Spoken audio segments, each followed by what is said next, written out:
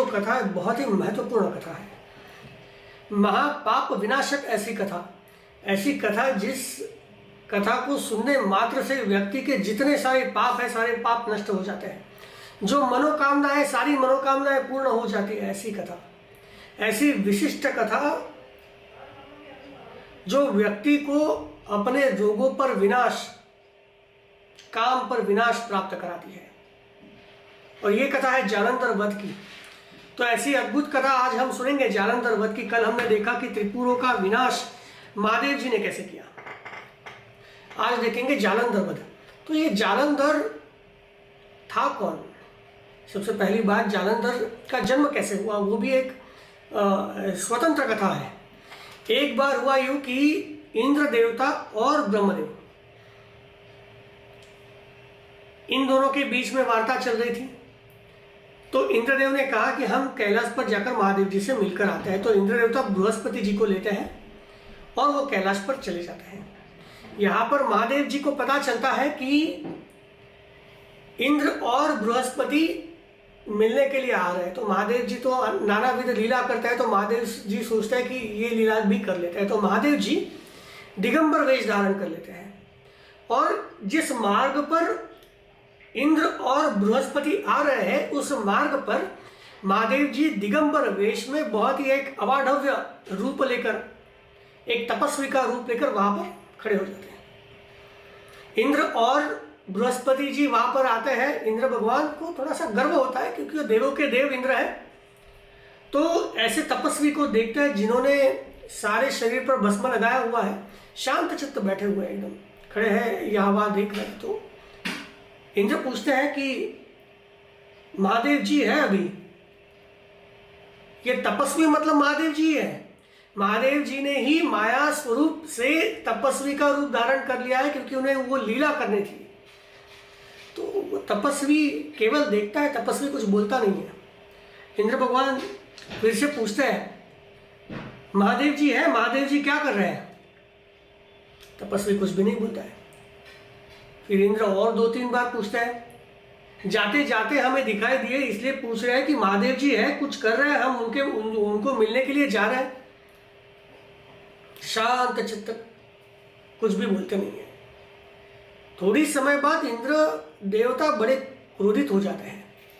पहले ही उनको गर्व होता है और गर्व होने के उपरांत जब उन्हें पता चलता है कि मैं किसी से पूछ रहा हूं और वो मुझे जवाब नहीं दे रहा है, ये तो तपस्वी दिख रहा है, मैं तो देवों का देव इंद्रदेव हूं, पूछने के बाद भी जवाब नहीं दे रहा है, तो गुस्सा हो जाता है और वो उसको कहने लगते हैं कि ऐसे कौन हो तुम, तुम्हें पता नहीं है मैं कौन हूं? मैं देवों का देव इंद्र हूं, मैं तुमसे पूछ रहा हूं कि महादेव जी है या नहीं, तुम कुछ जवाब नहीं दे रहे हो। मुझे ऐसे लग रहा है कि तुम्हें दिखाना पड़ेगा कि मेरी शक्ति क्या है। इंद्र बड़े कुपित हो जाते हैं। यहां पर फिर भी महादेव जी शांत। इंद्र कुपित होता है। इंद्र अपनी शक्ति, अपना वज्र उठा लेते हैं उनको मारने के लिए। तभी जो महादेव जी ने मायावी स्वरूप धारण कर लिया होता है वो तपस्वी का, महादेव जी के भ्रुकुटी मध्य से अग्निज्वाला प्रकट होती है। ऐसी अग्निज्वाला प्रकट होती है जो 10 दिशाओं को घेर लेती है अचानक से। ऐसी अग्निज्वाला जिसे देखकर ही इंद्र देवता को घबरा जाते हैं, ये क्या है। इंद्र देवता के साथ बृहस्पति जी होते हैं। बृहस्पति जी समझ जाते हैं कि ये कोई सर्वसाधारण तपस्वी नहीं है। अपने ज्ञान से जब बृहस्पति जी ये जान लेते हैं कि ये तो स्वयं महादेव जी है, तो वो महादेव जी की प्रार्थना करते हैं, हे देवों के देव महादेव जी आप ही हो, आपके ही दर्शन के लिए आ रहे थे। आपकी लीला इतनी अगाध है कि कोई उसे समझ नहीं पाता। शायद इस इंद्र को गर्व हो गया था, उस गर्व की वजह से उसने उस उन्मत्त अवस्था में आपसे पूछ लिया और इस प्रकार का कृत्य कर लिया। इंद्र को क्षमा कर दीजिए। महादेव जी की स्तुति करने के उपरांत महादेव जी बृहस्पति जी से कहते हैं कि जो अग्नि प्रकट हुई है क्रोधाग्नि, उसे तो मैं वापस नहीं ले सकता। बृहस्पति जी कहते हैं अगर वापस नहीं लिया तो आपके क्रोधाग्नि से तो इंद्र भस्मीभूत हो जाएंगे फिर भी। तो महादेव जी कहते हैं कि वो तो मैं नहीं कर सकता।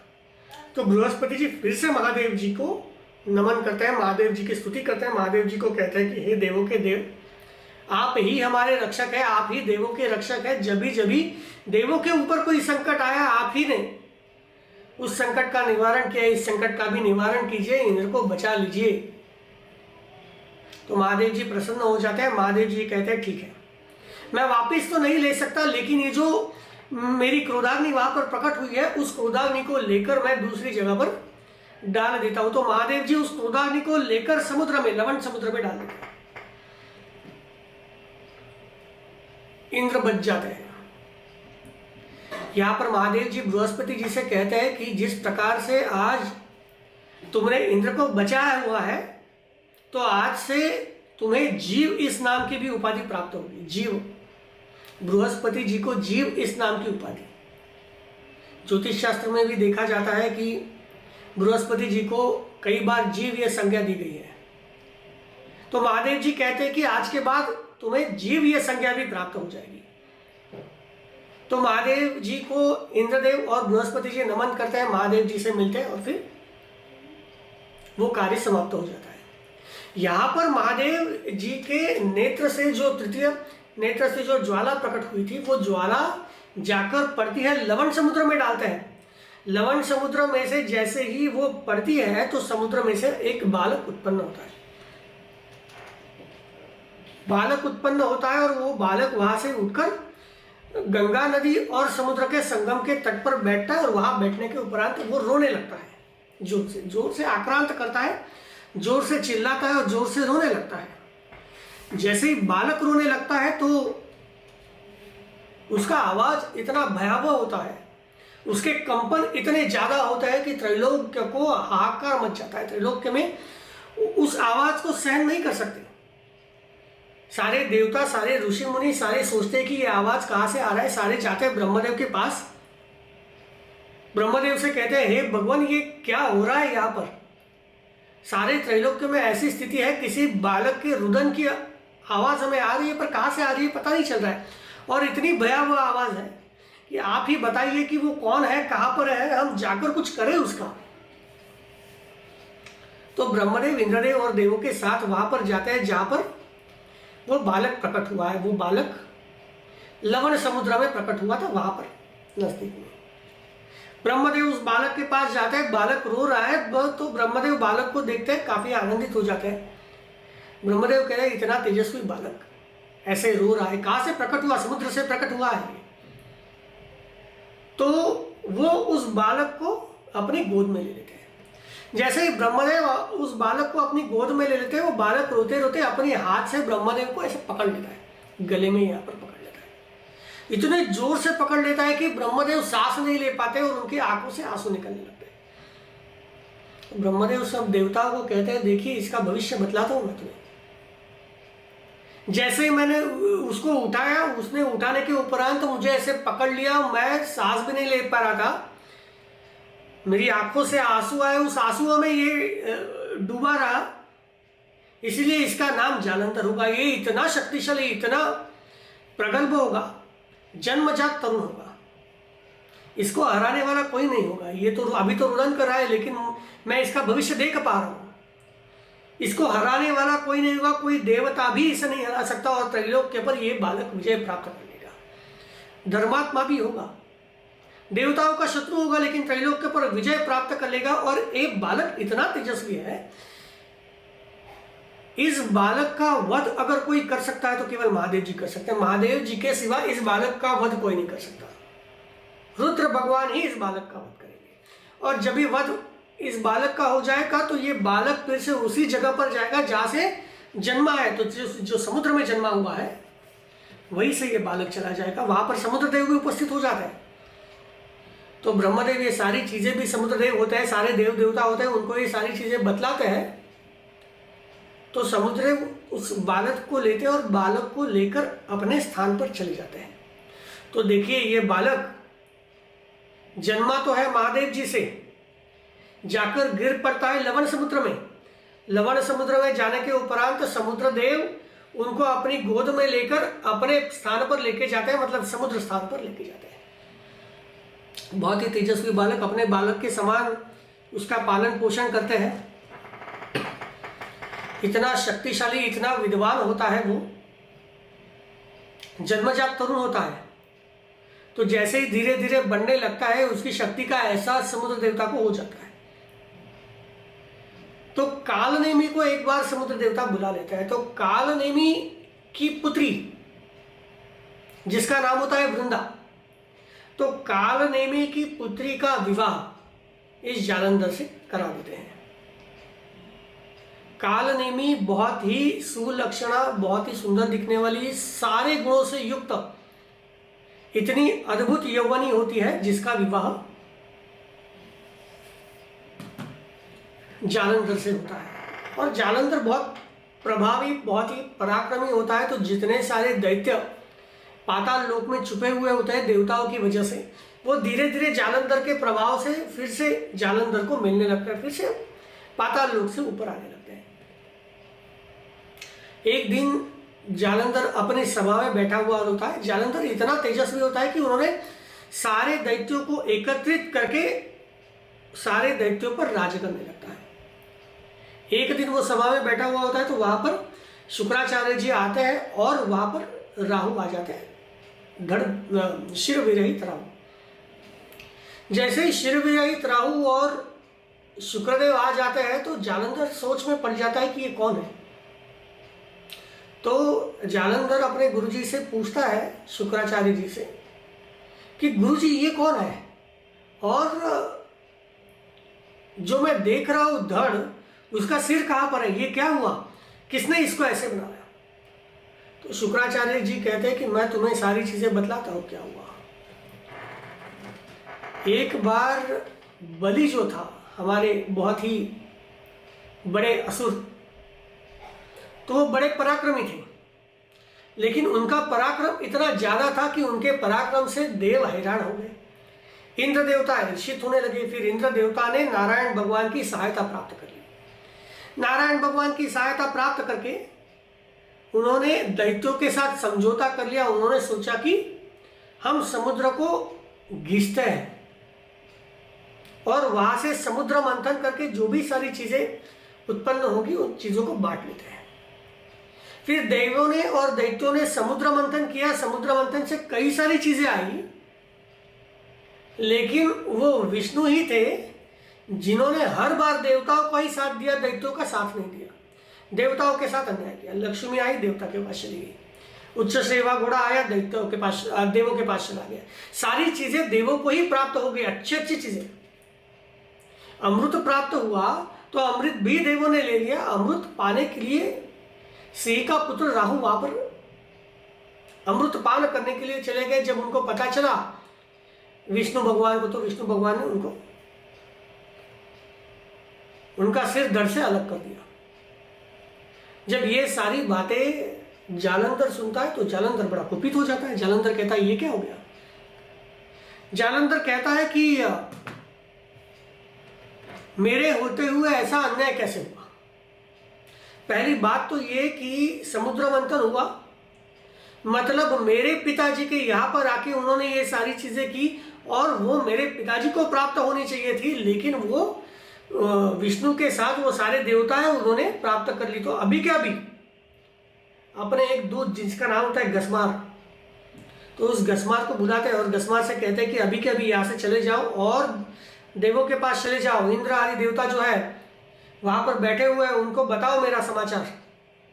तो गस्मार वहां से निकलता है। गस्मार जाने के उपरांत वहां पर सुधर्मा, इंद्रदेव की जो सभा होती है सुधर्मा, वहां पर गस्मार चला जाता है। इंद्रदेव वहां पर सारे देव देवता बैठे हुए होते हैं। गस्मार कहता है कि मैं आया हुआ हूं महासम्राट जालंधर जी के पास से, मैं यहाँ पर आया हुआ हूं। उन्होंने मुझे यह संदेश भेजा हुआ है। उन्होंने कहा है कि पहली बात तो समुद्र मंथन हुआ, यह समुद्र मतलब जालंधर जी के पिताजी हैं। समुद्र मंथन हुआ, समुद्र मंथन होने के उपरांत जो सारी चीजें पैदा हुई उन सारी चीजों पर केवल समुद्र देवता का ही अधिकार है।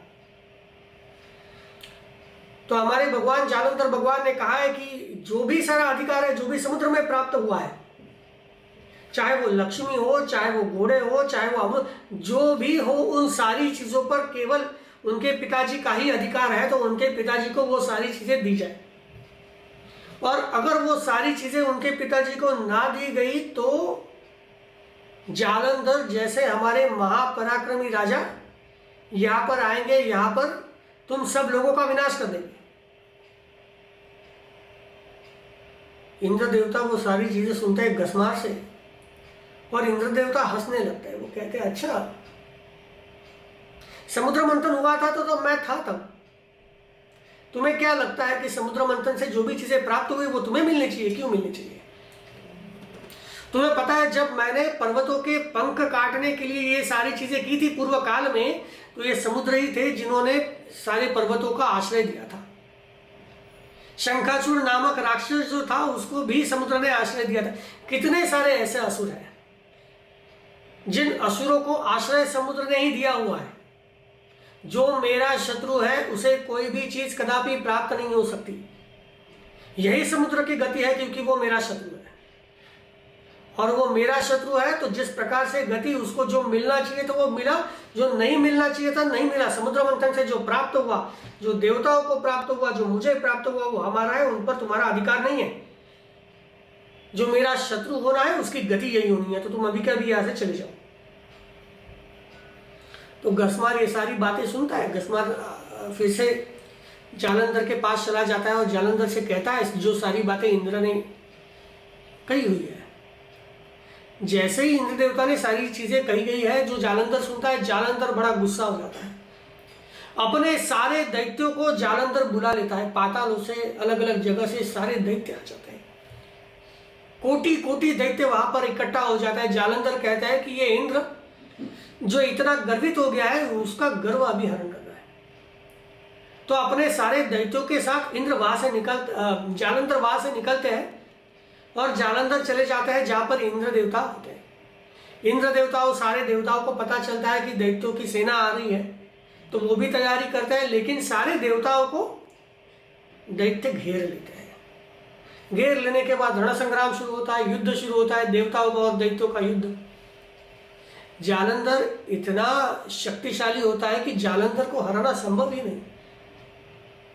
अपने विविध शक्तियों से, विविध अस्त्रों से जालंधर देवताओं का नाश करने लग जाता है। देवताओं को पता चलता है कि अब तो हमारा कुछ होने वाला नहीं है, अब तो हमें जाना ही पड़ेगा यहां से। तो देवता वहां से भाग जाते हैं। तो सुमेरु के पर्वत के बीच में कहीं ना कहीं जगह ढूंढते हैं, वहां पर छुपे रहने की कोशिश करते हैं। जालंधर वहां से भी वहां पर उनको ढूंढ निकालता है। तो देव, इंद्रादि देव वहां से भी उठते हैं, भागते हैं और चले जाते हैं नारायण भगवान के पास। जालंधर जो है स्वर्ग पर पूरी तरह से अपना आधिपत्य जमा लेता है, अपने दैत्यों को वहां पर बिठा लेता है और अच्छी तरह से राज्य कर। देखिए ये महत्वपूर्ण बात है कि जालंधर अच्छी तरह से राज्य करने में बहुत ही निपुण होता है। यहाँ पर इंद्र आदि देवता जाते हैं वैकुंठ लोक में नारायण भगवान के पास। नारायण भगवान को नमन करते हैं और नारायण भगवान को नमन करके इंद्र देवता कहते हैं कि हे भगवान, क्या हुआ? आप ही ने हमेशा बचाया हुआ है हमें। जब जब चीजें हुई, जब जब आवश्यकता पड़ी, तो आप ही ने अलग अलग रूप धारण किए हुए हैं और सारे देवताओं को आपने बचाया हुआ है। आप ही सृष्टि के पालन करता है। आज की अवस्था देखिए, आज देवताओं को रहने का स्थान प्राप्त नहीं है। वो जालंधर, उसने त्रैलोक्य में हाहाकार मचा दिया है। उसने स्वर्गलोक को भी पूरी तरह से कब्जा बना लिया है। हमें कहीं का नहीं छोड़ा, हमारे पीछे है। तो आप कुछ कीजिए, ये हमारी विनती है। सारे देव देवता उनको विनती करते हैं, देव नारायण भगवान की स्तुति करते हैं। तो स्तुति से नारायण भगवान प्रसन्न हो जाता है। नारायण भगवान कहते हैं ठीक है, अब आपकी इच्छा है कि मैं ये करूं। आपने मेरी स्तुति की हुई है, आपने मेरी पूजा की है, अर्चना की है, और आपकी ये इच्छा है, तो मैंने तथास्तु कहा हुआ है, तो मैं जाऊंगा और जालंधर से युद्ध करूंगा। तो जैसे ही नारायण भगवान जाने के लिए उद्युक्त हो जाते हैं, वहां पर लक्ष्मी जो होती है उनकी आंख में आंसू आ जाते हैं। लक्ष्मी कहते हैं कि जालंधर तो मेरे भ्राता है, क्या आप मेरे भ्राता के साथ युद्ध करेंगे? क्या मतलब आप मेरे भ्राता का वध करेंगे? ऐसा कैसे कर सकते हैं आप?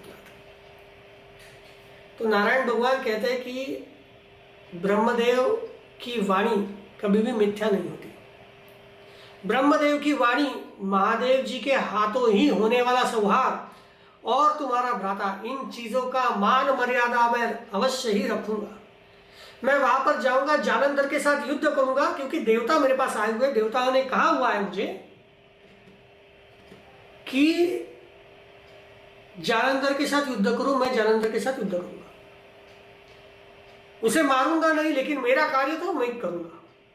तो यहां से नारायण भगवान जालंधर जहां पर होता है वहां पर चले जाते हैं। नारायण भगवान अपने वाहन गरुड़ पर निकलते हैं। इतना तेजस्वी बलशाली गरुड़ देव होते हैं वहां पर। जैसे ही जालंधर को देखता है तो अपने पंखों से सारी हवा, इतनी हवा वहां से आती है कि सारे दैत्य वहां पर उड़ने लगते हैं। लेकिन जालंधर को कुछ नहीं होता। महातेजस्वी, साक्षात रुद्र स्वरूप ही जालंधर नारायण भगवान को देखता है। जालंधर बड़ा कुपित हो जाता है। जालंधर बाण छोड़ने लगता है नारायण भगवान के ऊपर। नारायण भगवान भी बाण छोड़ते हैं। नारायण भगवान 5 बाण छोड़ते हैं। जालंधर का जो भी रथ होता है, मुकुट होता है, वो गिर पड़ता है। अश्व मारे जाता है। जालंधर फिर से दूसरे रथ पर सवार होता है और जालंधर भी बाण चलाता है। जालंधर के बाण के वजह से, जालंधर के शक्तियों की वजह से गरुड़ भूपतित हो जाते हैं। फिर जालंधर और नारायण भगवान का घनघोर युद्ध शुरू होता है। नारायण भगवान वहां से शक्ति लेकर जालंधर पर प्रहार करता है। जालंधर उस शक्ति को रोक लेते हैं। फिर जालंधर शूल लेते हैं और नारायण भगवान के ऊपर चलाते हैं। नारायण भगवान उस शूल को अपने खड़ग से तोड़ देते हैं। फिर जालंधर और बाणों की वर्षा करती है। नारायण भगवान बाणों की वर्षा को पूरी तरह से निकाल देते हैं। फिर नारायण भगवान अपना सुदर्शन चक्र निकालते हैं। सुदर्शन चक्र वहां पर भेज देते हैं, लेकिन जालंधर को उससे कुछ नहीं होता। जालंधर वहां से आता है, अपने सारे शस्त्र अस्त्र निकालकर वहां पर बाहु युद्ध नारायण भगवान और जालंधर का शुरू होता है। जालंधर इतना तेजस्वी, नारायण भगवान मन में सोचते हैं कि मैंने जितने सारे अस्त्र शस्त्र चलाए हुए हैं, अगर मैं इतने अस्त्र शस्त्र किसी भी असुर पर चलाऊंगा तो वो असुर जीवित ही नहीं रह सकता। ये तो इतना महाबलशाली है। फिर उनका युद्ध शुरू होता है। कभी जालंधर नारायण भगवान को मारता है, कभी नारायण भगवान जालंधर को मारते हैं। मुष्टि प्रहार शुरू होता है। लेकिन फिर भी कुछ भी किए जाने पर जालंधर हार नहीं मानता। नारायण भगवान जालंधर को एक जोर से मुक्का मारते हैं। जालंधर एक कोस पीछे चला जाता है। फिर से वो नारायण भगवान के साथ युद्ध करने के लिए आता है। युद्ध करते करते नारायण भगवान उससे प्रसन्न हो जाते हैं। नारायण भगवान कहते हैं, जालंधर मैं तुमसे अति प्रसन्न हूं। तुमसे तो युद्ध करने के लिए आया हूं। तुम्हारा तो शत्रु, अभी तुम्हें लग रहा है कि तुम्हारा शत्रु, लेकिन मैं प्रसन्न हो गया। तुम बतलाओ कि तुम्हें क्या चाहिए। मैं अति प्रसन्न हो गया हूं, तो जो तुम्हें चाहिए वो मैं तुम्हें दूंगा। तो जालंधर भी काफी प्रतापी होता है, काफी धर्मात्मा होता है। जालंधर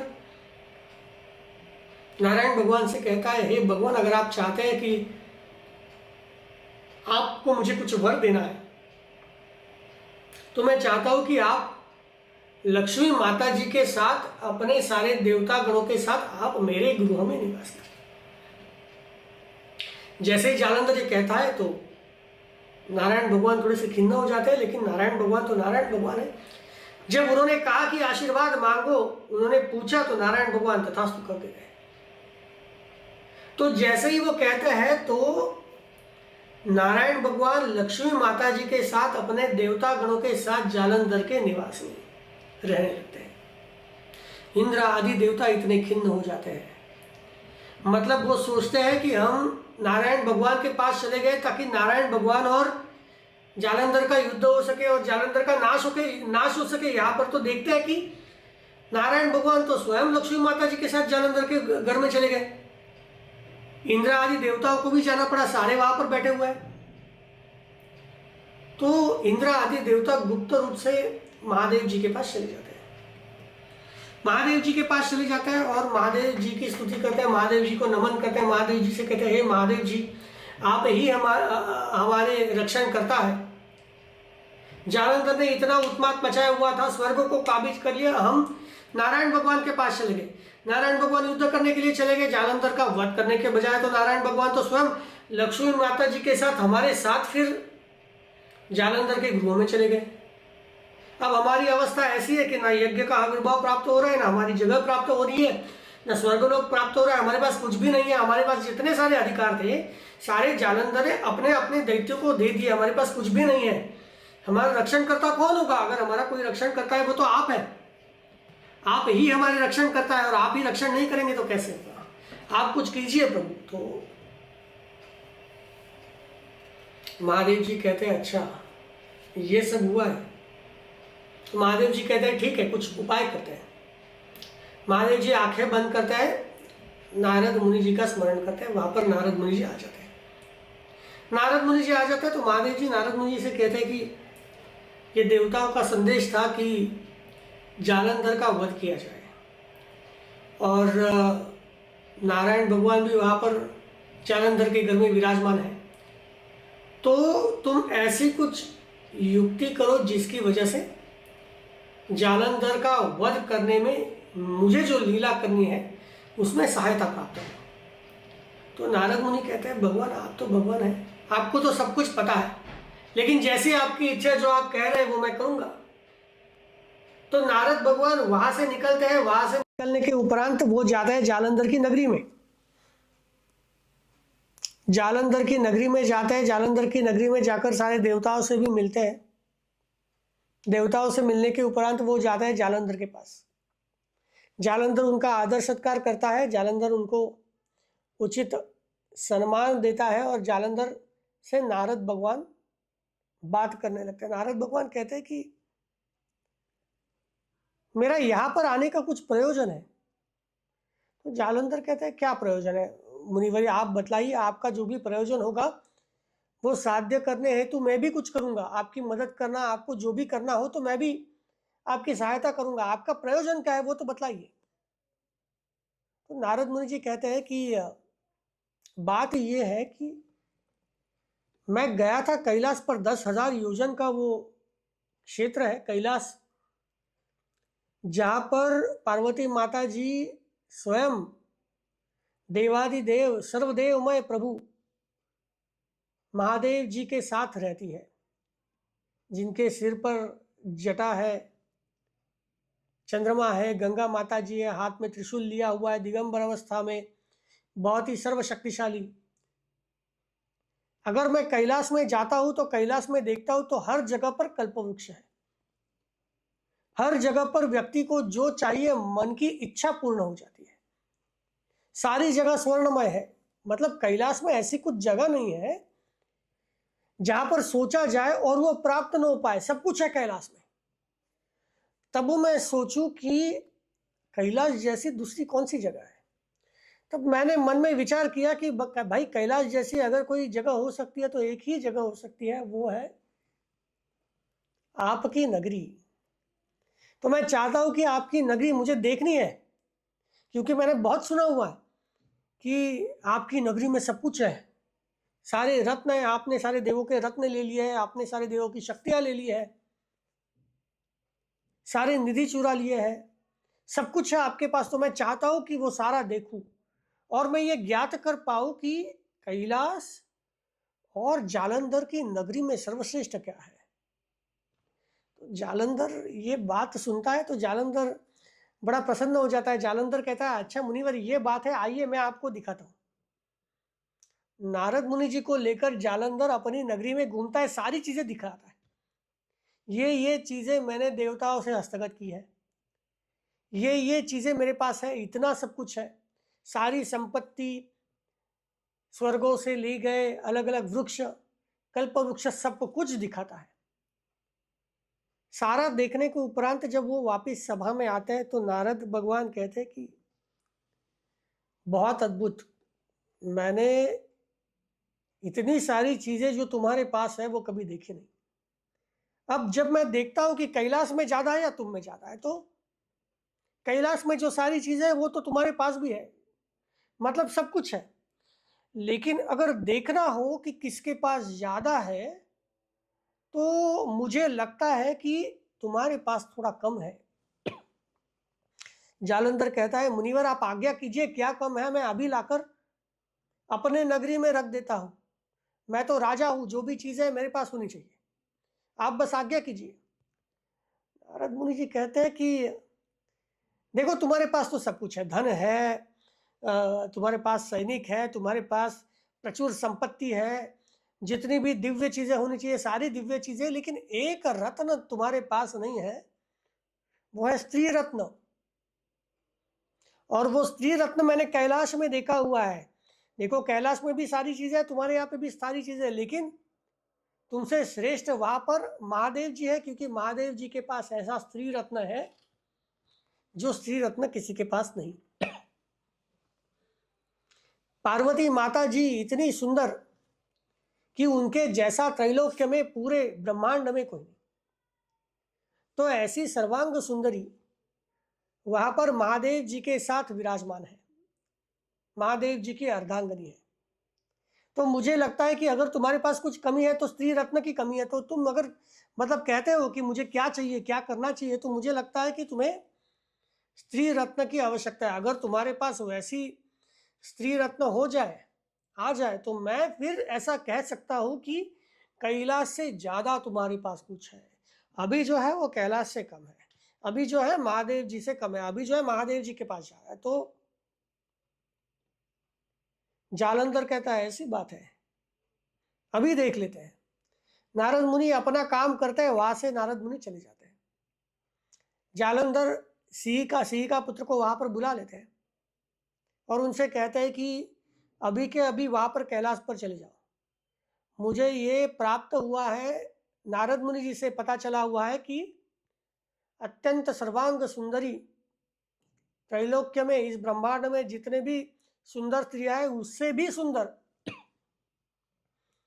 वहां पर महादेव जी की पत्नी है। तो तुम्हें वहां पर जाना है। मेरा जो संदेश है वो महादेव जी को, वहां पे शंकर है, उनको सुनाना है। तुम जाओ और उनको सुना कर आओ। तो सिंह का पुत्र राहु पहले ही गर्विष्ठ होता है। तो जालंधर का संदेश लेकर सिंह का पुत्र वहां पर कैलाश में चले जाते हैं। वहां पर सारे शिवगणों को बतलाते हैं कि मैं जालंधर से आया हुआ हूं, मुझे महादेव जी से बात करनी है। तो वो जाते हैं और महादेव जी से बात करते हैं। जब महादेव जी से बात करते हैं तो बात करने में बड़ा ही गर्व होता है कि मैं जालंधर का दूत हूं, मेरा कोई भी कुछ भी नहीं कर सकता। महादेव जी से बात करते हैं, वो कहते हैं कि जालंधर ने मुझे ये बतलाया हुआ है, जालंधर का एक संदेशा है आपके लिए। जालंधर का ये कहना है कि मेरे पास सब कुछ है, मैं त्रैलोक्य का राजा हूं, मेरे पास क्या नहीं है। सारे देवताओं को मैंने बंदी बना कर रखा हुआ है। स्वयं नारायण भगवान उनके घर में विराजमान है, लक्ष्मी माता जी उनके घर में विराजमान है।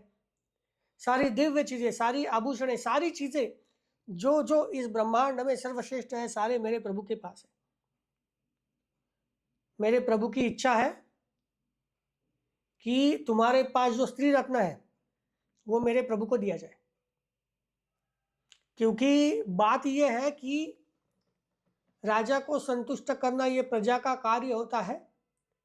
तो हाँ, राजा जो है वो जालंधर है, तो ये तुम्हारा कार्य है कि जालंधर को संतुष्ट करना। तो तुम अपनी जो स्त्री रत्न है, तुम्हारा स्त्री रत्न, उसको खुशी खुशी जालंधर को प्रदान कर दो। जैसे ये सारी बातें राहु बतलाता है तो महादेव जी के भ्रू मध्य से अचानक से कड़कड़ाती हुई आवाज आती है, जोर से आवाज आती है, भयानक प्रकाश आता है और वहां से एक बहुत ही विशालकाय पुरुष बाहर आता है। उसका मुख सिंह जैसा होता है, जीभ उसकी लपलपाती हुई होती है, महान नेत्र होते हैं, उसके केश खड़े होते हैं, शुष्क शरीर वाला, बहुत ही लंबे पैर होते हैं उसके। और वो जैसे ही प्रकट होता है, महाकाय महाबाहु पुरुष, ताल वृक्ष के जितना ऊंचा पुरुष जैसे ही प्रकट होता है तो वो राहु को देखता है और झपट पड़ता है राहु पर। राहु अचानक से डर जाता है, ये क्या हुआ। राहु दौड़ने लगता है, फिर भी वो पुरुष पीछे जाता है, पीछे जाके राहु को दबोच लेता है। दबोच लेने के बाद राहु को खाने के लिए जाता है। राहु तो डर जाता है, राहु को लगता है कि अभी तो गया मैं। तब राहु को ज्ञात आता है क्या, जब मुसीबत में हो तभी पता चलता है कि परमेश्वर कौन है। जब जालंधर का संदेशा देना था तब तो गर्वयुक्त से बात हो रही थी, लेकिन जब इस पुरुष ने पकड़ लिया तो राहु को पता चला कि महादेव जी है, महादेव जी बचा सकते हैं। महादेव जी की आराधना करने लगता है। राहुदेव कहते हैं, हे देवों के देव महादेव जी, मैं तो दूत हूँ, मैं तो ब्राह्मण हूँ, आप मुझे बचा लीजिएगा, मेरे साथ ऐसा व्यवहार सही नहीं है, आप ही करुणा निधान है, आप ही मुझे इससे बचा सकते हैं। तो महादेव जी उस सिंह मुख वाले व्यक्ति को कहते हैं कि रुक जाओ, शांत हो जाओ, ये जो है ये ब्राह्मण है और ये दूत बनकर आया हुआ है, तो उसे खाना उचित नहीं है, तो तुम उसे वहीं पर छोड़ दो। तो महादेव जी के कहने की वजह से वो जो पुरुष होता है वो पुरुष राहु को छोड़ देता है। राहु को छोड़ने के बाद राहु को लगता है दूसरा जीवन दान मिल गया, बाप रे अब तो मैं जाने वाला ही था। तो वो पुरुष महादेव जी की तरफ देखता है और महादेव जी से कहता है, हे भगवान, आपने तो मेरा खाना छीन लिया, मुझे बहुत भूख लगी थी, मुझे खाना था, अब मैं क्या करूं, मुझे खाना है, भूख लगी है, मुझे कुछ तो चाहिए खाने के लिए। महादेव जी तो लीलाधारी है। महादेव जी कहते हैं, ठीक है, अगर तुम्हें ज्यादा भूख लगी है तो अपने ही देह को खाना शुरू कर दो। तो वो पुरुष अपने ही देह को खाने लगता है। महादेव जी काफी प्रसन्न हो जाते हैं, उसको खाते खाते खाते केवल धड़ बच जाता है। महादेव जी उसको रोक लेते हैं। महादेव जी कहते हैं कि मेरे आज्ञा के इतने परिपालक हो, मैंने जो आज्ञा दी तो उस आज्ञा को निभाने के लिए अपने ही देह को तुम खाने लग गए। मैं तुम पर अति प्रसन्न हूं। आज के बाद तुम्हारा नाम कीर्तिमुख होगा और तुम मेरे द्वारपाल रहोगे, हमेशा मेरे द्वार के ऊपर तुम रहोगे। तुम्हें तुम्हारा पूजन किए बिना महादेव जी का पूजन मेरा पूजन नहीं हो सकता। जो भी व्यक्ति मेरा पूजन करते समय अगर तुम्हारा पूजन नहीं करेगा तो उसको पूर्ण पूजन का फल प्राप्त नहीं होगा। तो कीर्तिमुख वहां पर द्वारपाल के रूप में खड़े हो जाते हैं। यहां पर शिवगणों ने राहु को वहां से उठाकर बर्बर देश में छोड़ दिया, इसलिए राहु की बात जो थी, बात करने का, हकलाने का जो तरीका आ गया, वो उसकी वजह से। फिर वो वहां पर डरते डरते चले जाते हैं जालंधर के पास। जालंधर के पास जाते हैं, जालंधर से कहते हैं कि हे महाराज जी, मैं गया था, वहां पर जाने के बाद मैंने महादेव जी से कहा कि आपको स्त्री रत्न देना चाहिए। तो महादेव जी के भ्रुकुटी मध्य से एक पुरुष उत्पन्न हुआ, वो पुरुष मुझे खाने को दौड़ा। ऐसी मेरी परिस्थिति आ गई थी कि मैं यहाँ पर भी नहीं पहुंच सकता था, मैं तो मतलब गया ही था।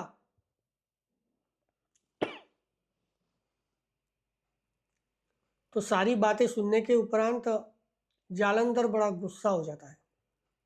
जालंधर कहता है कि मैं सबका अधिपति हूं, मैं राजा हूं, और मेरी आज्ञा का पालन देवता भी अगर करते हैं तो ये शिव कौन है जो मेरी आज्ञा का पालन नहीं करते। सारे अपने असुरों को बुला लेता है। वो कहता है कि अभी कुछ करना है तो अभी बस वहां पर जाना है, और वहां पर जाने के उपरांत शिव को हराना है और स्त्री रत्न को प्राप्त करना है, यही मेरा आदेश है। सारे दैत्यगण इकट्ठा हो जाते हैं।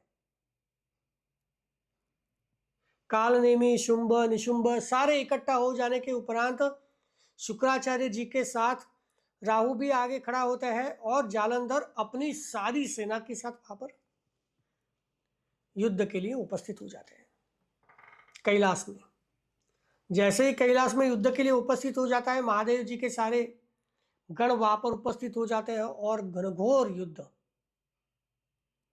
नंदी भगवान आ जाते हैं, गणपति जी आ जाते हैं, कार्तिकेय जी आ जाते हैं, सारे रुद्र गणों का, सारे दैत्य गणों से युद्ध शुरू होता है घनघोर।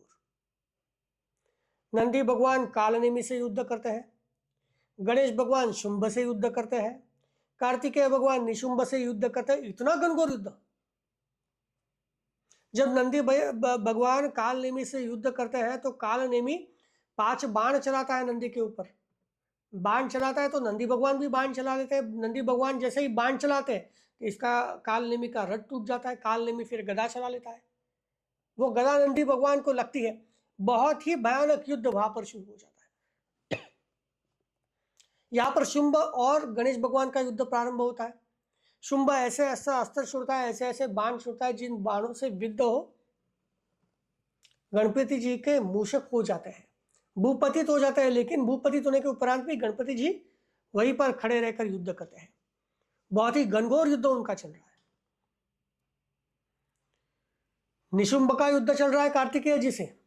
कार्तिकेय जी अपने वाहन पर बैठकर युद्ध कर रहे हैं तो निशुंभ जोर का प्रहार कर देता है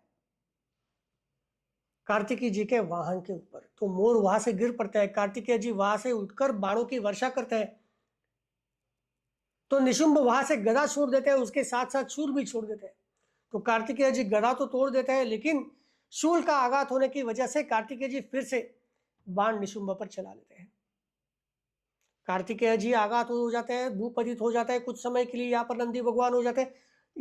इतने में जैसे गणेश भगवान जी का युद्ध चल रहा है शुंभ के साथ, तो गणेश भगवान जी के साथ जैसे युद्ध चल रहा है वहां से कालनेमी और वहां से निशुंभ दोनों भी गणपति जी पर आक्रमण करते हैं। जब गणपति जी पर तीनों बाजू से आक्रमण हो रहा है तो अचानक से वीरभद्र ये देख लेता है। वीरभद्र बड़ा गुस्सा हो जाता है। वीरभद्र अपने सारे भूत गणों के साथ, शाकिनी डाकिनी जितने भी सारे भूत गण होते हैं सारे वहां पर टूट पड़ते हैं दैत्यों के ऊपर। टूट पड़ना मतलब खाने ही लगते हैं उनको। घनघोर युद्ध शुरू होता है। फिर वीरभद्र का युद्ध शुरू होता है, कालनेमी से वीरभद्र का युद्ध शुरू होता है शुंभ निशुंभ से। वहां से कार्तिकेय जी भी आते हैं, वहां से नंदी भगवान जी आते हैं और भीषण युद्ध वहां से शुरू हो जाता है। लेकिन इतना युद्ध शुरू होने के उपरांत शुंभ निशुंभ और सारे दैत्यों को पता चलता है कि जैसे वीरभद्र आ गए तो सब कुछ पलटने लग गया। जैसे कार्तिकेय भगवान, गणेश भगवान और नंदी जी आक्रमण कर रहे हैं तो सारे दैत्य मारे जाने लगे, तो सारे भाग जाने लगते हैं। यहां पर जालंधर को पता चलता है कि सारे दैत्य भाग रहे हैं। वो उनको बुला लेता है, रुको, युद्ध की मृत्यु सर्वश्रेष्ठ मृत्यु है। जो भी युद्ध में मृत्यु पा लेता है ऐसा व्यक्ति सूर्य लोक तक अपनी गति कर लेता है। मृत्यु तो वैसे भी आनी है, आज नहीं तो कल। अगर अभी तुम लड़कर मृत्यु को प्राप्त कर लोगे तो तुम्हें उत्तम गति प्राप्त होगी, नहीं तो नहीं प्राप्त होगी। जालंधर की बात सुन के थोड़े थोड़े दैत्य वहां पर युद्ध के लिए वापिस आ जाते हैं। जालंधर देखता है, जालंधर को बड़ा गुस्सा आ जाता है। जालंधर बाणों की वर्षा करता है सब पर। जालंधर के बाणों की वर्षा से सारे देवगणों में हाहाकार मच जाता है। कोई भी जालंधर का वध करने में सक्षम नहीं होता। यहां पर वीरभद्र और जालंधर का युद्ध होता है, लेकिन जालंधर फिर भी प्रत्यक्ष रुद्र स्वरूप होने की वजह से जालंधर उसमें भी सर्वश्रेष्ठ होता है। देवगणों को पता चलता है कि अब हमारी कोई खैर नहीं है। जालंधर ने जिस प्रकार से युद्ध आरंभ किया है, जिस प्रकार से वो मारने लग गया है, तो अभी यहां से भी हम हार जाएंगे। कितने सारे रुद्रगण वहां पर जालंधर की बाणों से मृत्यु को प्राप्त हो जाते हैं। जब शंभु भगवान को यह पता चलता है तो वो स्वयं आ जाते हैं। स्वयं जब आ जाते हैं तब उन्हें पता चलता है कि असल में हो क्या रहा है। दैत्यों का युद्ध चल रहा है और दैत्यों का युद्ध चलने के साथ साथ वहां पर उनके गुरुदेव भी उपस्थित है, शुक्राचार्य जी। वो उनके गुरुदेव क्या कर रहे हैं? उनके गुरुदेव जितने दैत्य मर रहे हैं उनको वापस बुला रहे हैं। ऐसा तो देवों में भी हो रहा है। देवों में क्या हो रहा था? अंगिरा नाम के ऋषि थे। तो अंगिरा नाम के ऋषि जड़ी बूटी लाते थे, जड़ी बूटी लाकर देवों को फिर से जीवित करते थे। जब जालंधर को यह पता चला तो जालंधर ने उस पर्वत को ही नष्ट कर दिया। तो अभी बात यह थी कि केवल शुक्राचार्य जी के पास वो शक्ति थी और वो दैत्यों को फिर से जीवित कर रहे थे। जब महादेव जी ने ये देखा तो महादेव जी के मुख से एक अत्यंत भयंकर कुत्या बाहर निकली। ताड़ की जितनी ऊंची कुत्या, अत्यंत अत्यंत महाभयंकर, बड़े आंखों वाली, आंखों से बहुत ही भीषण अग्नि आ रही है, और कुत्या दौड़ते दौड़ते दौड़ते चली गई वहां पर जहां पर शुक्राचार्य थे। जहां पर शुक्राचार्य थे वहां पर वो चली गई और उसने अपना विस्तार कर लिया। अपने शरीर का विस्तार करने के उपरांत शुक्राचार्य जी को अपने भग में दबाकर कुत्या वहां से गायब हो गई। अब दैत्यों को पता चला कि अब ये क्या हुआ, क्या है। हमारे गुरुजी जो हमें मरने के उपरांत भी फिर से वापस जिंदा ला रहे थे, तो कृत्या तो उनको लेकर भाग गई। अब अगर हम मर गए तो हमें कौन फिर से जीवित करेगा। तो सारे दैत्यों में भय समा जाता है और दैत्य फिर से भागने लग जाते हैं। शुंभ निशुंभ काल नेमी सारे दैत्यों को रोकने में असमर्थ होता है, तो शुंभ निशुंभ और काल नेमी सोचते हैं कि अभी हमें ही जाना पड़ेगा। तो उनका फिर से युद्ध शुरू होता है। यहां पर जैसे ही रुद्र भगवान आ जाता है, रुद्र भगवान और काल नेमी का युद्ध आरंभ हो जाता है।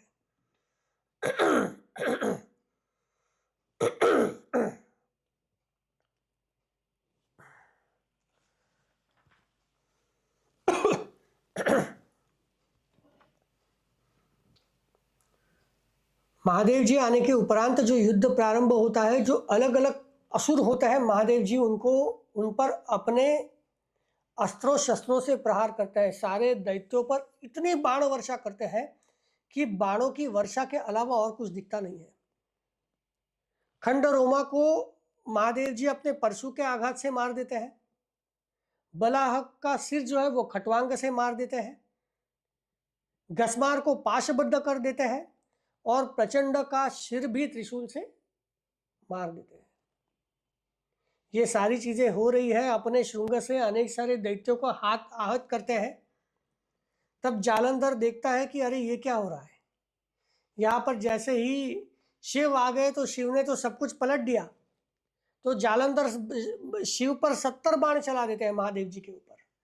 महादेव जी के ऊपर 70 बाण चला देते हैं, लेकिन महादेव जी फिर भी बाण चलाते हैं और 70 बाणों को भी महादेव जी खंड विखंड करते थे। महादेव जी 7 बाण चला लेते हैं तो जालंधर का वध टूट जाता है, रथ टूट जाता है, जालंधर के रथ के घोड़े निकल जाते हैं। सब कुछ हो जाने के बाद रथ छत्र निकल जाता है, जालंधर फिर से दूसरे रथ पर चला जाता है। जालंधर और शिव का, महादेव जी का घनघोर युद्ध। जालंधर गदा प्रहार करता है महादेव जी के ऊपर। महादेव जी उस गदा प्रहार को पूरी तरह से नष्ट कर देते हैं। महादेव जी एक बाण चलाते हैं जिस बाण से जालंधर कोसों दूर चला जाता है। तब जाकर जालंधर को पता चलता है अच्छा इतना आसान तो नहीं है, मतलब इस रुद्र में, इस शिव में मुझसे ज्यादा अधिक बल है। तब उन्हें पता चलता है, लेकिन फिर भी युद्ध के लिए वो वहां पर चले आते हैं। जब जालंधर को पता चलता है कि अच्छा बल से तो नहीं होगा, छल करना पड़ेगा, बल से तो शिव को नहीं हरा सकते, इतनी ज्यादा शक्ति है शिव में, तो अपनी गांधर्व माया जालंधर चला देते हैं। जैसे ही जालंधर गांधर्व माया पूरे उस युद्ध भूमि में चला देते हैं तो वहां पर अप्सराएं आ जाती है। वहां पर ताल, वेणु, मृदंग अलग अलग बजने लगते हैं। देवों को पता ही नहीं चलता कि हो क्या रहा है। सारे लोग भ्रमित हो जाते हैं। यहां पर अचानक से जालंधर ने जो भी माया रची हुई है, तो महादेव जी अपनी ही लीला करते हैं और स्तब्ध हो जाते हैं। जालंधर को लगता है कि मैंने जो गांधर्व माया रची हुई है उसमें शिव आ गए।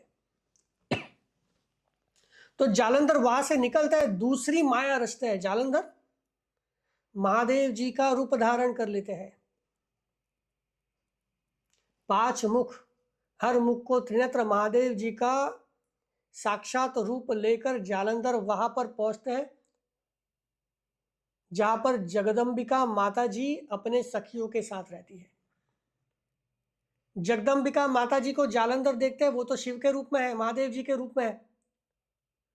तो वो पार्वती माता जी के पास चले जाते हैं। जैसे ही पार्वती माता जी को देखते हैं, पार्वती माता जी का सौंदर्य देख के उनका वीर्य स्खलन हो जाता है, कुंठित हो जाता है, स्तंभित हो जाता है। तभी अचानक से पार्वती माता जी को, जगदम्बा माता जी को पता चलता है क्या हुआ है। उनको पता चलता है कि ये तो महादेव जी नहीं है, ये सामने जो व्यक्ति आ रहा है जो महादेव जी के वेश में है वो महादेव जी नहीं है मेरे, ये तो कोई असुर है। तो वह तत्क्षण वहां से अदृश्य हो जाती है और दूसरे स्थान पर निकल जाती है। जैसे ही वो अदृश्य होकर दूसरे स्थान पर अपने सखियों के पास चली जाती है, आंखें बंद करती है और नारायण भगवान का स्मरण करती है। नारायण भगवान वहां पर उपस्थित हो जाते हैं। तो पार्वती माता जी कहती है कि ये क्या हो रहा है इस युद्ध में? ऐसा दैत्य जिसने स्वयं महादेव जी का रूप धारण किया और वो मेरे पास आ रहा है, किस प्रकार से माया ये कर रहा है? उस दैत्य ने खुद ने ही बतला दिया कि क्या करना चाहिए। पर स्त्री का पातिव्रत धर्म नष्ट करने का कार्य उसने जो किया हुआ है, उसने ही बता दिया कि उसे कैसे नष्ट करना है। वो बच रहा है अपने पत्नी के धर्म से। उसने जो कार्य किया हुआ है, तो मैं चाहती हूं कि वो कार्य आप भी जाकर करो। इस धर्म से बढ़कर और कोई धर्म नहीं है। उसने जो किया हुआ है, तो वैसे ही पातिव्रत धर्म उसके पत्नी का तुम भी करो। तो नारायण भगवान पार्वती जी माता जी की आज्ञा लेते हैं और वहां से चले जाते हैं वहां पर जहां पर जालंधर की नगरी होती है। वहां पर जालंधर की नगरी में प्रवेश कर कर जालंधर की पत्नी वृंदा, उसको मायामयी एक स्वप्न दिखाते हैं। वृंदा को रात में एक स्वप्न पड़ता है और वो स्वप्न नारायण भगवान ने ही दिखाया हुआ है। तो नारायण भगवान वृंदा को एक ऐसा स्वप्न दिखाते हैं, उस जालंधर की नगरी में एक स्वतंत्र लीलाधारी वेश नारायण भगवान ले लेते हैं। और वो वृंदा ऐसा सपना देखती है कि उसके पतिदेव वहां पर है, उसके पतिदेव के सारे शरीर को तेल लगा हुआ है, नग्न शरीर है, काले पुष्पों की माला धारण की हुई है, मांस खाने वाले सारे पक्षी उनके आसपास है और वो दक्षिण दिशा की ओर जा रहे जालंधर का मुंड देखती है। अचानक से वो सपने से जाग जाती है। अचानक से सपने से जाग जाती है। वो बेचैन हो जाती है कि अच्छा, मेरे पतिदेव तो वहां पर चले गए युद्ध के लिए और ऐसा कैसे सपना मैंने देख लिया, ये तो अशुभ वार्ता है, अब क्या किया जाए। उद्विग्न हो जाती है, उसे पता नहीं चलता क्या कर रही है, रुदन करने लगती है, अपने सहेलियों को बताती है, लेकिन उसको चैन नहीं कहीं प्राप्त होता। अपने महल से बाहर निकलती है, एक बाग से दूसरी बाग, दूसरे बाग से तीसरी बाग करते करते अचानक से वहां पर उसको दो बहुत ही बड़े राक्षस दिखाई देते हैं, जिनका मुख होता है सिंह का। पहले ही वो अशुभ स्वप्न देख लिया। अशुभ स्वप्न देखने के बाद ऐसी स्थिति देख ली कि वो दो बड़े राक्षस उसको खाने के लिए आ रहे हैं, तो बड़ी घबरा जाती है और घबरा कर दौड़ने लगती है। नारायण भगवान ने वहां पर मायामयी अपना एक वेश धारण कर लिया है साधु का। तो जाकर वो साधु से लिपट लेती है, कहती है कि हे साधुगण, मुझे बचा लीजिए। तो वो जो साधु होता है, वो साधु उन राक्षसों का विनाश कर देता है कपट से। विनाश करने के बाद वृंदा कहती है, हे भगवान, आपने ही मुझे बचा लिया, वरना आज तो मैं बचने वाली नहीं थी। लेकिन मेरा चित्त मेरे मन में नहीं है। इस प्रकार का सपना मैंने देख लिया, आप कुछ बतलाइए, आप कुछ बताएं, इसके बारे में कुछ कीजिए। तो मुनि आकाश की तरफ देखते हैं। जैसे ही आकाश की तरफ देखते हैं, आकाश से दो वानर वहां पर आ जाते हैं, वहां पर बैठते हैं। वहां पर वृंदा बैठी हुई है, नारायण भगवान वहां पर मुनि की अवस्था में बैठे हुए हैं। वहां पर दो वानर आके बैठे हैं। कुछ समय के उपरांत जैसे ही उन मुनियों से कुछ दृष्टि निक्षेप हो जाता है, कुछ संदेश प्राप्त होता है, तो वानर फिर से आकाश में चले जाते हैं। कुछ क्षण के उपरांत फिर से आते हैं, तो वो एक कबंध लाते हैं, हाथों में एक सिर लाते हैं, दो हाथ लाते हैं, दो बाहु, ऐसे वानर वहां से लेकर सामने रख देते हैं। जैसे ही इन चीजों को वृंदा देखती है, तो वृंदा अपने आप पर विश्वास नहीं करती। वृंदा कहती, ये क्या, ये तो मेरे पतिदेव है, ये तो मेरे पतिदेव का शरीर है, ये ऐसे कैसे हो गया। वो तो युद्ध के लिए चले गए थे। मैंने तो पहले उनसे निवेदन किया था कि रुद्र तत्व को जानिए, वही सब कुछ है, उनके साथ युद्ध मत कीजिए, लेकिन उन्होंने मेरा निवेदन स्वीकार नहीं किया। मैंने उन्हें कहा कि वो साक्षात परब्रह्म है, लेकिन फिर भी उन्होंने मेरी बात नहीं सुनी। वो युद्ध के लिए चले गए। हे भगवान, ये क्या हो गया? ये तो मेरी जीने लायक स्थिति ही नहीं है। इस प्रकार से मैंने देख लिया है वहां पर। तो रोने लगती है और उस प्रभाव से, उस माया के प्रभाव से अपने आप को संभल नहीं पाती। लेकिन फिर उसे पता चलता है कि अच्छा, मेरे बगल में तो ऐसे मुनि हैं जिन मुनि ने मुझे 2 राक्षसों से बचाया हुआ है। वो उनके चरणों पर पड़ जाती है, कहती है, हे भगवान, हे मुनि श्रेष्ठ, आप ही कुछ कीजिए। आपने उन 2 राक्षसों से मुझे बचाया, तो आप मेरे पतिदेव को जीवित कीजिए, कुछ कीजिए। आप, मुझे नहीं पता, आप जीवित कीजिए। तो मुनि कहते हैं कि देवी, जिस भी व्यक्ति को, देवता को, दैत्य को, किसी भी प्राणी को रुद्र मार देते हैं तो उन्हें कोई जीवित नहीं कर सकता। लेकिन मैं, क्योंकि तुम मेरे पास आई हुई है, तुमने मुझसे निवेदन किया हुआ है, तो मैं अपने शक्ति से, अपने तपोबल से तुम्हारे पति को पुनर्जीवित करूंगा। मुनि ऐसा कह के वो जो अलग अलग हाथ पैर सब लाए हुए थे उनको जोड़ के फिर से उसको जीवित कर देते हैं। तो जालंधर वहां पर जीवित हुए। जीवित हो गए मतलब क्या? वो सारी माया नारायण भगवान ने रची हुई है। मुनि भी वही है। वहां पर जो सामने जालंधर प्रकट हुए हैं, वो जालंधर भी नारायण भगवान है। अब अगर किसी का वियोग हो चुका हो, अगर किसी को पता चले कि मेरे पतिदेव की तो मृत्यु हो गई हो, इतने दुख में विलाप चल रहा हो, और अचानक से पतिदेव फिर से सामने बहुत ही अच्छी अवस्था में दिखाई दे, तो क्या हो जाएगा? तो वृंदा की ऐसी अवस्था हो गई, इतनी खुश हो गई, मुनिदेव को नमन कर दिया और वृंदा ने जालंधर को गले लगा लिया। इतनी खुश हो गई। फिर वो मुनि चले जाते हैं। मुनि चले जाने के पश्चात वृंदा अपने पति जालंधर के साथ उस वन से अलग वन में घूमते घूमते कई वर्षों तक रमण करती है। जैसे ही उनका रमण खत्म होता है तो उसको पता चलता है कि पति की जगह पर ये तो विष्णु है। तो वो बड़ी क्रोधित हो जाती है और वो कहती है कि तुम्हारा धिक्कार है, तुम्हारे शील का धिक्कार है। तुमने जो किया हुआ है, तुमने ये जो माया रची हुई है, ये जो तपस्वी था, ये जो तुम है, ये जो तुमने मेरा पतिव्रता व्रत भंग किया हुआ है, तो मैं तुम्हें शाप देती हूं, मेरा श्राप ग्रहण करो। जो 2 राक्षस मुझे दिखाई दिए थे, अभी मुझे पता चल रहा है वो दो राक्षस मेरे पीछे थे, उन 2 राक्षसों की वजह से मैं तुमसे मिली हुई हूं। तो वही 2 राक्षस तुम्हारे पत्नी को चुरा कर लेके जाएंगे।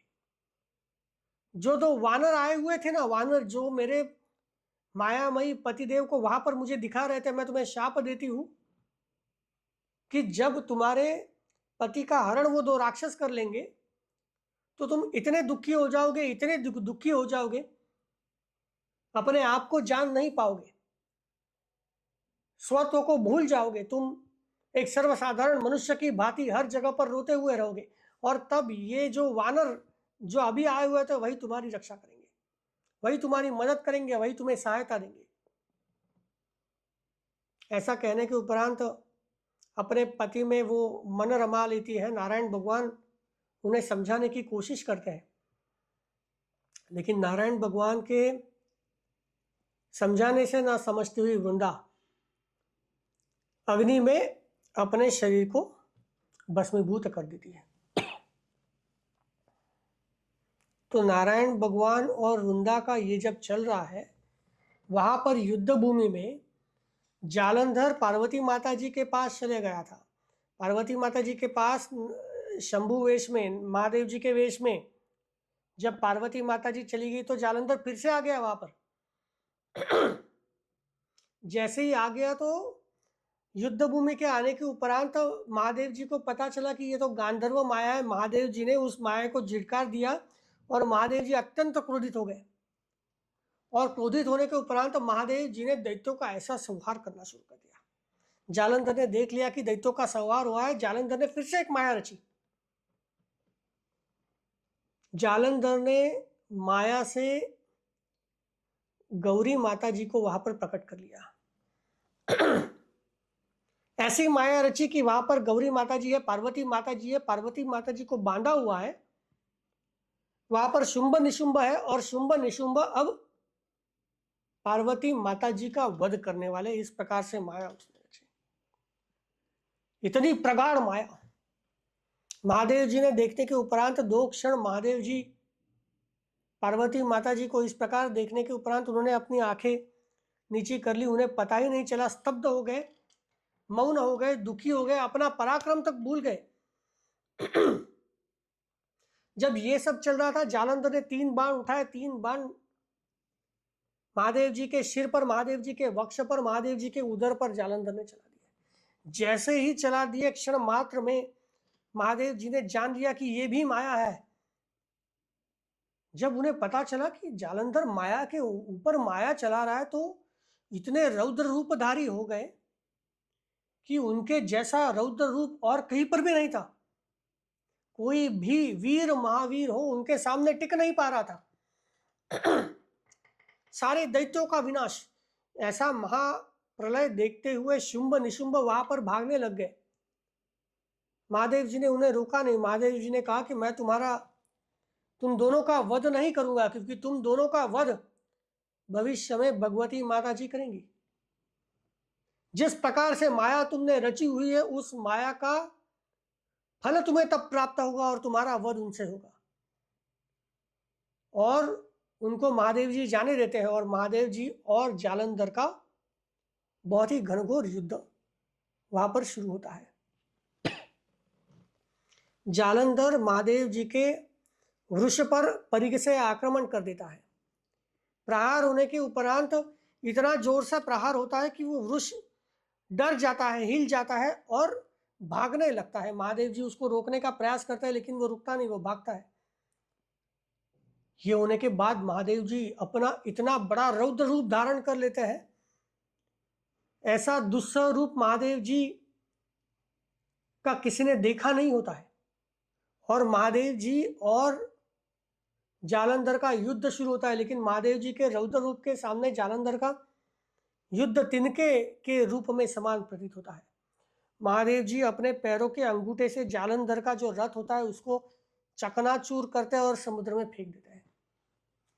और महादेव जी जालंधर से कहते हैं कि अगर तुम में शक्ति है, मेरे पैर के अंगूठे से मैंने उस रथ को समुद्र में फेंका हुआ है, अगर तुम में शक्ति है तो जाओ समुद्र से उस रथ को लाओ, उस रथ पर बैठो और मुझसे युद्ध करो।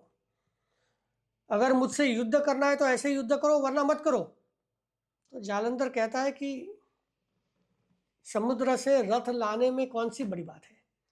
मैंने आज तक इतने बड़े बड़े कार्य किए हैं, मैंने देवों को हरा दिया है, मैंने अलग अलग लोकों में जाकर अलग अलग लोकों को हरा दिया है, सारी चीज़ें मैंने की हुई। ये समुद्र से रथ लाना ये मेरे लिए कोई बड़ी बात नहीं है, तो ये तो मैं आराम से ला सकता हूँ।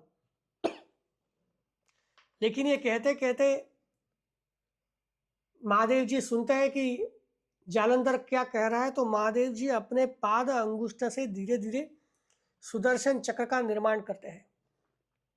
उस सुदर्शन चक्र को हाथ में लेते हैं और सुदर्शन चक्र को हाथ में लेकर महादेव जी उस सुदर्शन चक्र को जालंधर पर छोड़ देते हैं। जैसे ही महादेव जी उस सुदर्शन चक्र को जालंधर के ऊपर छोड़ देते हैं, जालंधर का सिर धड़ से अलग हो जाता है। जालंधर का वध हो जाता है। जालंधर का वध होने के उपरांत जालंधर का पूरा देह वहां पर युद्ध भूमि में गिरता है। वहां पर उसका रक्त बहने लगता है, इतना रक्त, इतना मांस की वहां पर जगह ही नहीं बचती।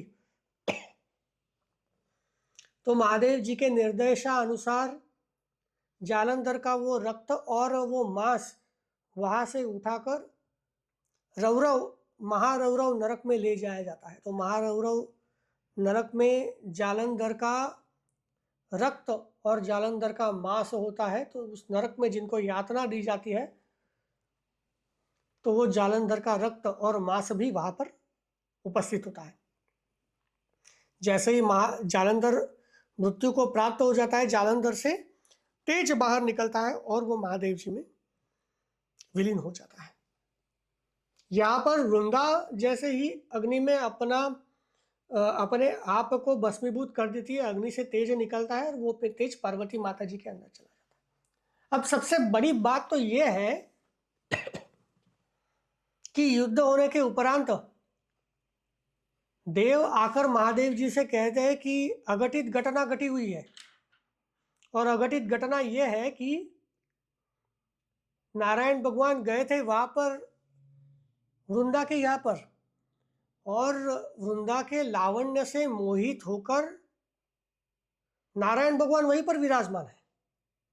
उस वृंदा ने तो अपना शरीर त्याग दिया, लेकिन उससे मोहित होकर नारायण भगवान ने उसकी चिता का भस्म पूरे अपने शरीर पर लगाया हुआ है, वहीं पर स्तब्ध, जहां पर उसने अपना शरीर भस्मीभूत किया वहीं पर बैठे हुए हैं। कई सारे सिद्धगण वहां पर गए, कई सारे मुनि गए, कई सारे देवता गए, उन्होंने नारायण भगवान को इस स्थिति से निकालने की कोशिश की, लेकिन कोई भी नारायण भगवान को प्रबोधित नहीं कर सका। तो देवों के देव महादेव जी, हमें क्या करना होगा? तो महादेव जी कहते हैं कि भगवती माता जी इसमें निमित्त है, तो तुम्हें अगर कुछ चाहिए तो तुम भगवती माता जी के पास चले जाओ, उनकी स्तुति करो, उनकी स्तुति करने के बाद ही तुम्हें उसका कोई समाधान प्राप्त होगा। तो सारे देव भगवती माता जी की स्तुति में लग जाते हैं, भगवती माता जी की स्तुति करते हैं और भगवती माता जी वहां पर प्रकट हो जाती है। भगवती माता जी कहती है कि ब्रह्मा विष्णु महेश ये मुझसे ही प्रकट हुए हैं। इस सृष्टि में जो भी सब कुछ चलता है, जो भी त्रिगुण युक्त त्रिविध होता है, वो सब कुछ मैं हूं। जो अलग अलग देवियां है वो अलग अलग देवियां भी मैं ही हूं। तो सारे देव बतलाते हैं कि देवी माता जी नारायण भगवान वृंदा का चिता भस्म अपने शरीर पर लगाकर वहीं पर स्तब्ध बैठे हुए हैं, अगर वो नहीं उठे तो क्या होगा, आप कुछ उपाय बताइए। तो भगवती माता जी कुछ बीज उनको वहां पर दे देती है और वो कहती है कि ये बीज तुम लेकर चले जाओ और ये बीज वहां पर बो दो, जहां पर नारायण भगवान वहां पर विराजमान है, वहां पर बीज बो दो। तो सारे देवता वहां पर जाते हैं जहां पर नारायण भगवान स्तब्ध बैठे हुए हैं, वहां पर वो बीज बो देते हैं। वहां पर बीज बोने के उपरांत धात्री, मालती और तुलसी, ये तीन पौधे हैं। ब्रह्मदेव की शक्ति से धात्री, नारायण भगवान की शक्ति से मालती, मतलब लक्ष्मी माता जी की शक्ति से मालती, और पार्वती माता जी की शक्ति से तुलसी, ऐसे तीन बीज वहां पर प्रकट हो जाते हैं। तीन बीज जैसे ही प्रकट हो जाते हैं तो अचानक से नारायण भगवान जो स्तब्ध है अचानक से उठ जाते हैं। नारायण भगवान यहाँ वहां देखते हैं कि तीन बीज अंकुरित हुए हैं, वहां पर हुए हैं, और वो तीन बीज अंकुरित होने के उपरांत नारायण भगवान उन बीजों को व्याकुल नजरों से देखते हैं और उनकी याचना करने लगते हैं। तो जो धात्री और तुलसी होती है वो राग युक्त नारायण भगवान को देखती है, लेकिन जो लक्ष्मी माता जी ने बीज भेजा हुआ होता है वो नारी रूप होता है और ईशारत हो जाता है। उसकी वजह से नारायण भगवान वहां से जिस अवस्था में बैठे हुए होते हैं उस अवस्था से निकल जाते हैं। तब से नारायण भगवान को धात्री और तुलसी माता जी अत्यंत प्रिय है। तो नारायण भगवान धात्री और तुलसी को लेकर अपने वैकुंठ में चले जाते हैं। तो कार्तिक के महीने में नारायण भगवान को धात्री और तुलसी ये चढ़ाई जाती है। उससे भी तुलसी नारायण जी को अत्यंत प्रिय, अत्यंत श्रेष्ठ कहा जाता है। तुलसी सारे देवों को प्रिय है, केवल गणेश जी को तुलसी प्रिय नहीं है। फिर सारे देव देवता वहां से महादेव जी के पास चले आते हैं, महादेव जी को नमन करते हैं, महादेव जी से कहते हैं, हे महादेव जी, आपकी वजह से ये जालंधर का वध हो पाया। आपने जो कार्य किया हुआ है वो देवताओं के लिए ऐसा कार्य है कि उसकी कोई परिभाषा ही नहीं की जा सकती। आपने देवताओं के लिए महान कार्य किया है और हम सारे देवता हमेशा आपके ऋणी रहेंगे। जालंधर वध ये आख्यान महापाप विनाशक, सारी कामनाओं को पूर्ण करने वाला, सर्वज्ञान विवर्धन, काम को नाश करने वाला, अपनी मन की इच्छाओं को पूर्ण करने वाला ऐसा आख्यान है। जो भी व्यक्ति इस आख्यान को पूरे मन से सुनता है, पढ़ता है या दूसरों को सुनाता है, बार बार सुनता है, ऐसे व्यक्ति के सारे पाप नष्ट हो जाते हैं। पाप नष्ट होने के उपरांत वो व्यक्ति जैसे ही अपनी आयु भोग कर मृत्यु को प्राप्त कर लेता है तो वो रुद्र लोक में रुद्रगण बन जाता है। इतना बड़ा आख्यान का महत्व जालंधर वध। तो यह आज आख्यान हमने जो आपके सामने प्रस्तुत किया है, महादेव जी की कृपा से आपके सामने प्रस्तुत किया हुआ है। तो आज हम यहीं पर समाप्त करते हैं। आगे हम शंखचूड़ की उत्पत्ति देखेंगे और आगे देखेंगे कि कथाओं में क्या क्या हुआ। महादेव जी के अलग अलग कथाएं हम लेते हैं, श्री शिव महापुराण की अलग अलग कथाएं लेते हैं। तो आपके जितने भी प्रियगण हो तो उनको अवश्य बतलाइए ताकि वो भी इसको सुन पाए। जिन्होंने सब्सक्राइब न किया हो, फॉलो न किया हो, कृपया फॉलो करें। अगर किसी ने कोई सवाल भेजे हो तो हम 2 मिनट में देख लेते हैं ताकि अगर कोई समस्या है, सवाल है तो उसका निराकरण किया जाए। चलिए देखते हैं। त्रिपुरारी त्रिपुरारी जी, आपने हर हर महादेव, शिवाय नमः। आपको इस कथा के बारे में पहले से पता था, काफ़ी अच्छी बात है। ये ऐसा आख्यान है जो हर व्यक्ति को सुनना चाहिए। इंस्टाग्राम में अगर किसी ने कुछ भेजा हुआ है तो वो देखते हैं। अभी जो मैं एक चीज़ जानना चाहता हूँ, वाइट कलर की भस्म कैसे बनती है? ठीक है, उसके बारे में भी हम आपको बतलाएंगे। अभी जो मैं यूज़ करता हूँ उसका कलर आपने जो लगाई है, देखिए अलग अलग प्रकार के भस्म होते हैं। ये जो भस्म हमने बतलाया हुआ है, ये भस्म असल में भस्म है जो अभिमंत्रित किया गया है। जो हवन होता है उसमें अभिमंत्रित करके, वो भी अभिमंत्रित कैसे किया जाता है उसकी पूरी विधि हमने वीडियो में बतलाई गई है। चलिए, किसी को अगर कोई सवाल है तो पूछिए, वरना हम आज आपसे विदा लेते हैं। बहुत सारा समय भी हो गया है। अगली कथा में मिलेंगे, तो जब हम अगली कथा के लिए आएंगे तो अवश्य ही हमसे जुड़िए। लाइक कीजिए, फॉलो कीजिए, सब्सक्राइब कीजिए। महादेव जी के विषय में, शिवलिंगों के विषय में जो ज्ञान हम प्रस्तुत कर रहे हैं, जो कली काल में विलुप्त हो रहा है, तो उसको आत्मसात करने की अवश्य कोशिश कीजिए, जो महादेव जी की कृपा से ही आपके सामने प्रस्तुत हो रहा है। चलिए, आप सबसे विदा लेते हैं। हर हर महादेव, जय श्री राम।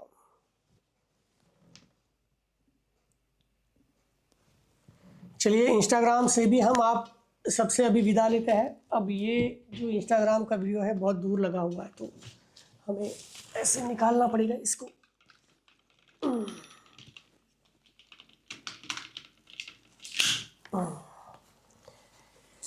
चलिए, तो